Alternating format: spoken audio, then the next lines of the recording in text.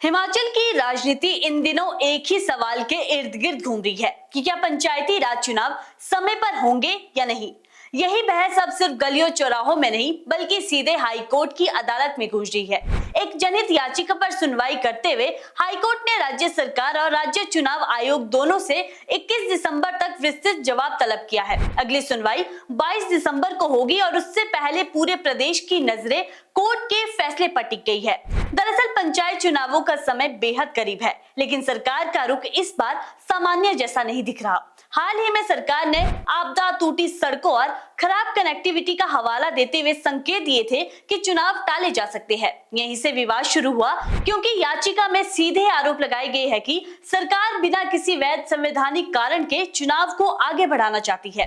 विवाद की असली शुरुआत 8 अक्टूबर को तब हुई जब मुख्य सचिव ने आदेश जारी कर बताया कि भारी बारिश और आपदा ने प्रदेश की कनेक्टिविटी को पूरी तरह प्रभावित किया है। कई जिलों के डीसी ने भी पंचायत राज सचिव को पत्र लिखकर चुनाव करवाने में व्यवहारिक दिक्कतें बताई थी। इसी आधार पर सरकार ने डिजास्टर मैनेजमेंट एक्ट 2005 की धारा 24E के तहत चुनाव स्थगित करने की घोषणा भी की थी। लेकिन याचिकाकर्ता का तर्क बिल्कुल अलग है। उनके अनुसार आपदा को बहाना बनाकर चुनाव टालना संविधान के विरुद्ध है। अनुच्छेद 243E और 243K साफ कहते हैं कि पंचायत चुनाव हर 5 साल पूरे होने पर समय पर होना अनिवार्य है। मौजूदा पंचायत प्रतिनिधियों का कार्यकाल जनवरी 2026 में खत्म होने जा रहा है, इसलिए देरी पूरी तरह असंवैधानिक मानी जाएगी। साथ ही अब तक आरक्षण रोस्टर भी जारी नहीं किए गए हैं, जिससे ये शक और गहरा गया है कि चुनाव वास्तव में टाले जा सकते हैं। सुनवाई के दौरान एक दिलचस्प मोड़ तब आया जब सरकार ने अदालत को भरोसा दिया था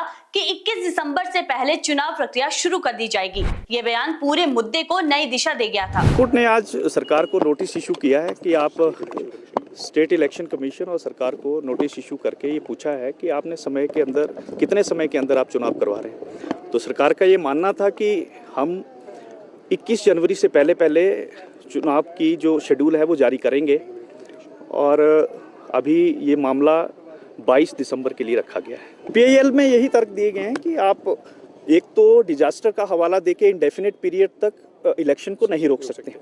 दूसरा कॉन्स्टिट्यूशनल मैंडेट है 243E में, तो वहाँ तो आपको 5 साल के अंदर चुनाव करवाने पड़ेंगे या शेड्यूल कोई जारी करना पड़ेगा। आप लोगों को काफी समय तक गुमराह नहीं कर सकते। इसी बीच हिमाचल प्रदेश राज्य निर्वाचन आयोग ने एक और बड़ा कदम उठाते हुए पंचायतों और नगर निकायों की सीमाओं में भी किसी तरह के बदलाव पर तुरंत प्रभाव से रोक लगा दी है। आयोग की अधिसूचना में साफ कहा गया है कि आदर्श आचार संहिता लागू होते ही निर्वाचन प्रक्रिया शुरू मानी जाती है और उसके बाद सीमाओं में परिवर्तन पूरी तरह प्रतिबंधित होता है।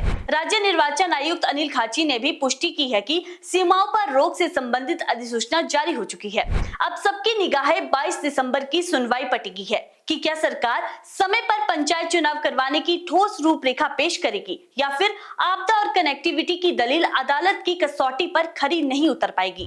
बाकी हिमाचल की खबरों के लिए जुड़े रहिए इनॉक्स न्यूज के साथ। चैनल को सब्सक्राइब करना ना भूले। मैं हूं आपके साथ अनुभूति।